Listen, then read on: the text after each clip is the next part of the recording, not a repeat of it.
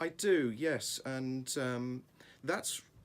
I think rather sheepishly, I have to admit that when I was teaching comparative literature, of necessity, you're teaching texts translated into English, and it's certainly true that I confess that I hadn't really paid much attention to the fact that we were reading, let's say, a text by Kafka in translation, and it was only really at the invitation of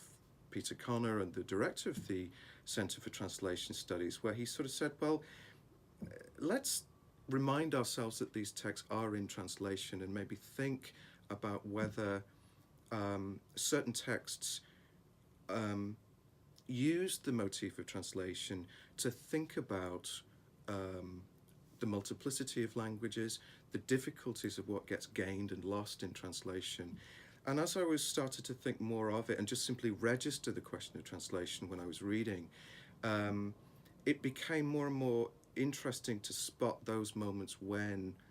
uh, translation emerges as a motif,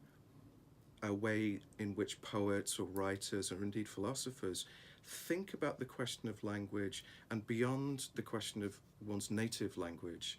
and into multiple languages. So for instance, I've been teaching some Irish literature this semester, um, and it's striking the extent to which um, Irish poetry, even though it's writing itself in English, there is also a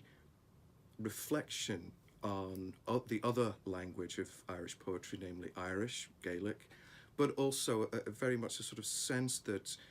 um, many cultures and literary traditions cannot be as parochial as simply to insist that they write themselves to in one language or indeed address themselves to speakers who speak that same native language. That literature is already, in a sense, exploring linguistic diversity by opening itself up to what a text or a poem might be when it is um, open to more than one language and doesn't presuppose that parochial, no, this is a poem written in English, therefore it's intended for an English speaker and a specific cultural identity called an Irish reader, and so on and so forth. So in that sense, I think thinking about translation is a way of thinking um, in a literature department about some of the things that I think as an institution Barnard wants to think about in general and indeed to embody, namely diversity, namely the ways in which diversity can be enhanced and celebrated, but also the ways in which many of our students uh, sort of encounter diversity as a matter of the multiple languages in which they study, in which they speak, in which they socialize, and indeed in ways in which they think.